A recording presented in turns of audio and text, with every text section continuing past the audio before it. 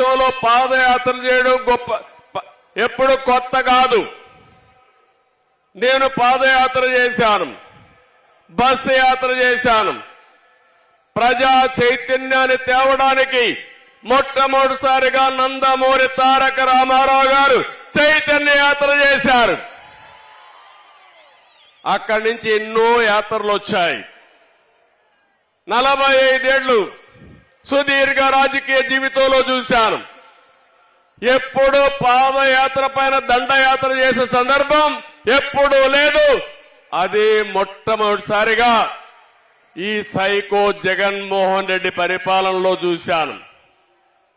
ఎవరైనా పాదయాత్ర చేసి ఒక సమస్య పైన పాదయాత్ర చేసినప్పుడు, ఒక పవిత్రమైన భావంతో చేసినప్పుడు చేతనైతే సహకరించాలి, చేత కాకపోతే ఇంట్లో పడుకోవాలి. కానీ పోలీసులు అడ్డం పెట్టుకుని ఎన్ని ఇబ్బందులు పెట్టారో, కడాన నా ఎవరైతే యువగళం వాలంటీర్లు జైలుకు పోయి వచ్చారంటే, అటెంప్ట్ మర్డర్ కేసు పెట్టారంటే తమ్ముళ్ళు భయపడద్దండి. మీ కష్టాలు నేను చూసా. తప్పకుండా వడ్డీతో సహా తిరిగి అప్పజెప్పే బాధ్యత తెలుగుదేశం పార్టీ తీసుకుంటుందని చెప్పి కూడా నేను మీకు తెలియజేస్తున్నా. యువగళం జనగణంగా మారి ప్రజా గర్జనకు నాంది పలికింది. నేను ఈరోజు మనస్ఫూర్తిగా ప్రజలందరినీ అభినందిస్తున్నాను.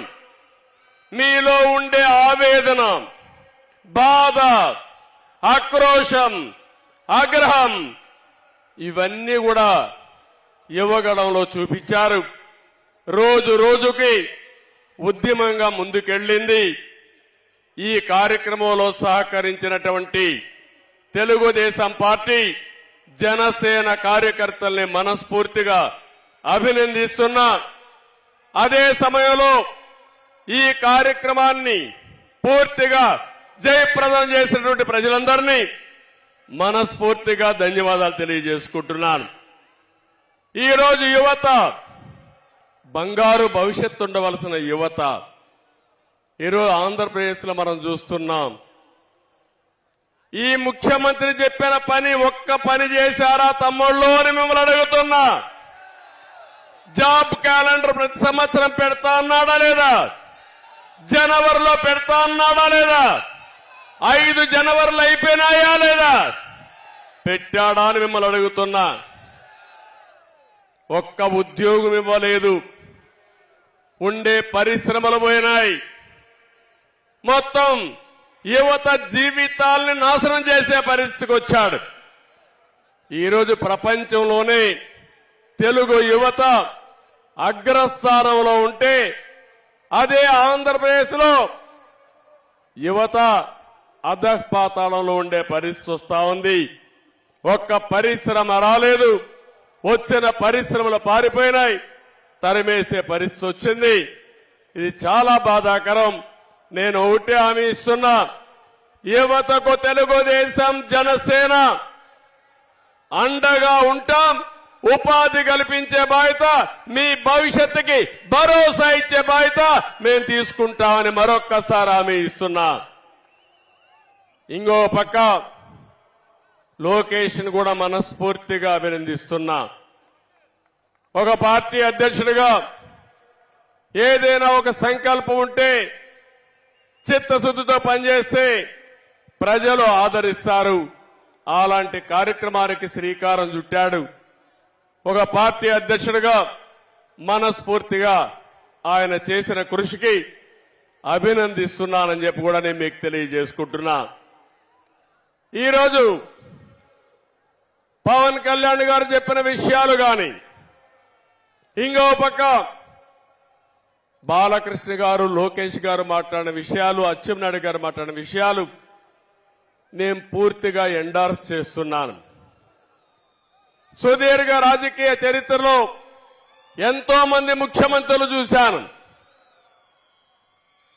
వారి యొక్క రాష్ట్రం కోసం వారు చేసిన పనులు చూశాను. కొంతమంది చేత కాకుండా పోతే వారిని విమర్శించే సందర్భాలు కూడా ఉన్నాయి.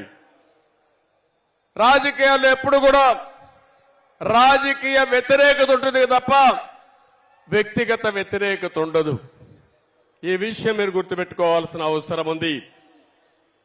ఈ రోజు ఈ రాష్ట్రంలో చూస్తా ఉంటే విశాఖపట్నంలో ఉన్నాం మనం. విజయనగరం భోగాపురం నియోజకవర్గంలో మీటింగ్ పెట్టుకున్నాం. ఇక్కడే విమానాశ్రయానికి నేను ఆ రోజు నాంది పలికాను. ల్యాండ్ అక్విజిషన్ కూడా చేశాను.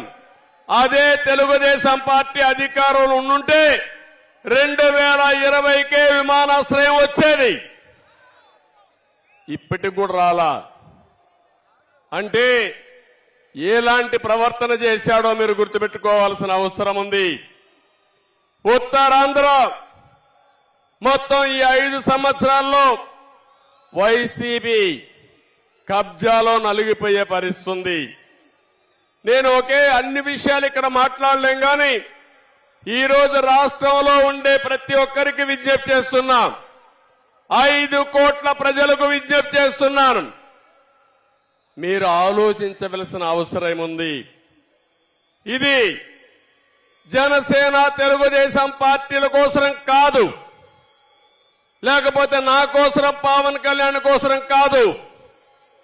5 కోట్ల ప్రజల భవిష్యత్తు కోసం, భావి తరాల భవిష్యత్తు కోసం ప్రతి ఒక్కరూ ఆలోచించాల్సిందిగా నేను కోరుతున్నా. ఈ విశాఖపట్నంలో మీరు చూస్తే ఎయిర్పోర్ట్ పూర్తిగా నిర్వీర్యమైపోయి మళ్లీ నేను వేసిన ఫౌండేషన్ రెండోసారి ఫౌండేషన్ వేసి ఏదో గొప్పగా చేసేవారి విధంగా పోయే పరిస్థితికి వచ్చారు.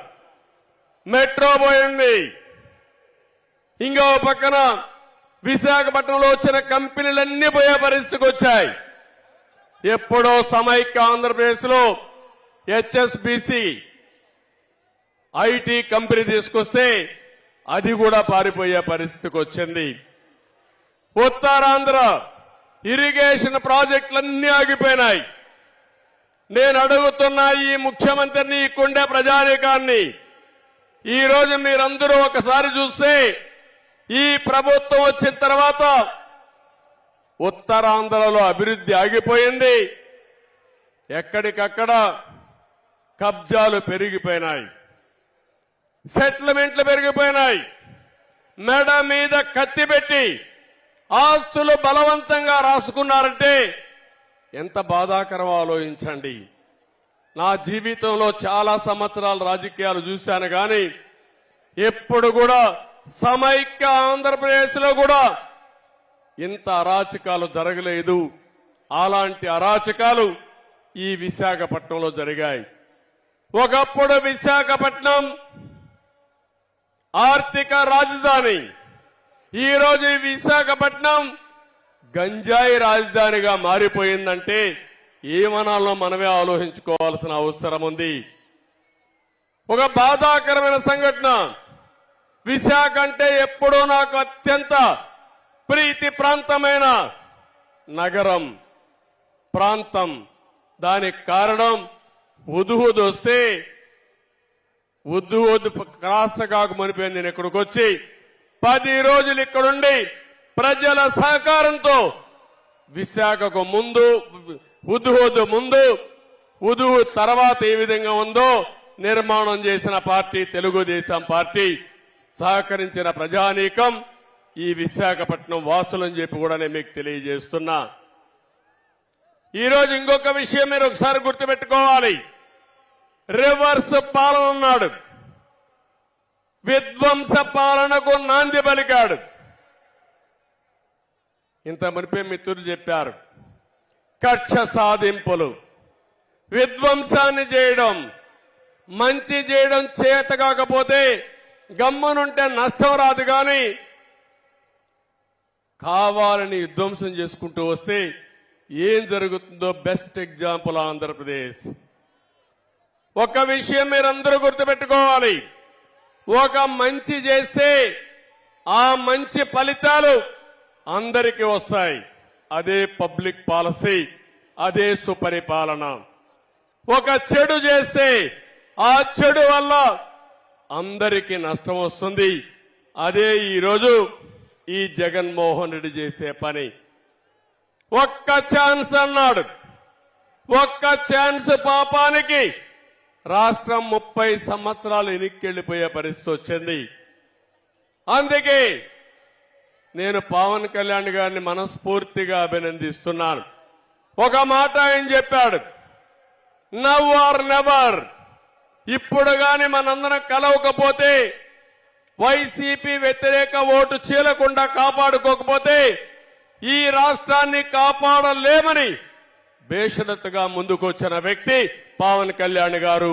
దానికి మనస్ఫూర్తిగా అభినందిస్తున్నానని చెప్పి నేను మీకు తెలియజేస్తున్నా. ఇంకొక మాట కూడా చెప్పాడు,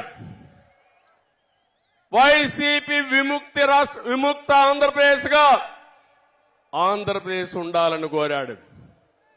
రాజకీయాల్లో పార్టీలు పెట్టే స్వేచ్ఛ ఎవరికైనా ఉంది, తప్పు లేదు, ప్రజలు ఎంపిక చేసుకుంటారు. కానీ రాష్ట్రాన్ని సర్వనాశనం చేసే హక్కు మాత్రం ఎవ్వరికీ లేదు. మేమంతా 5 సంవత్సరాలు మీరు ఓట్లేశారు. ఈ రాష్ట్రానికి ఒక ట్రస్టీగా ఉండమన్నారు. చేతనైతే మంచి చేయమన్నారు. చేత కాకపోతే పరిపాలనని దింపేసేసరికి మీరు సిద్ధంగా ఉన్నారు. కానీ ఈ 5 సంవత్సరాల్లో మీరు ఒక్కసారి చూస్తే 1-2 కాదు. ఆ రోజు హైదరాబాద్ నగరాన్ని నేను అభివృద్ధి చేశాను. తర్వాత వచ్చిన పాలకులు ఇలాంటి కక్ష కట్టి హైదరాబాద్ ని విధ్వంసం చేసుంటే ఈరోజు హైదరాబాద్ లో ఈ సంపద ఉండేదా అని మిమ్మల్ని అడుగుతున్నా. ఈరోజు అమరావతి, ఇక్కడ విశాఖపట్నంలో అడుగుతున్నాం మిమ్మల్ని అందరినీ. ఈరోజు మన రాజధాని ఏదని మిమ్మల్ని అడుగుతున్నా. ఆ రోజు మీరందరూ ఒకే మాట చెప్పారు. అమరావతి నేను ప్రపోజ్ చేసినప్పుడు అమరావతి ఆంధ్రప్రదేశ్ రాజధానిగా ఉంటుంది, విశాఖపట్నం ఆర్థిక రాజధానిగా ఐటీ హబ్ గా ఉంటుందని మీరే సహకరించారు. అవునా కాదా అని మిమ్మల్ని అడుగుతున్నా. ఇప్పుడు చెప్పండి, 3 ముక్కలు ఆటాడాడు ఈ ముఖ్యమంత్రి. అమరావతిని సర్వనాశనం చేశాడు ముఖ్యమంత్రి. ఈరోజు ఇక్కడికి వచ్చి నేను వారం 10 రోజులు విశాఖపట్నంలో బస్సులో ఉండి ఉదువు తుఫాను వల్ల నష్టపోతే మళ్లీ పూర్తిగా కోలుకున్న తర్వాత ఇక్కడి నుంచి వెళ్లాను. ఈయన రాక మునిపే రిషికొండ మొత్తం నాశనం చేసి రిషికొండ బోడిగొండగా తయారు చేసి ఒక ముఖ్యమంత్రి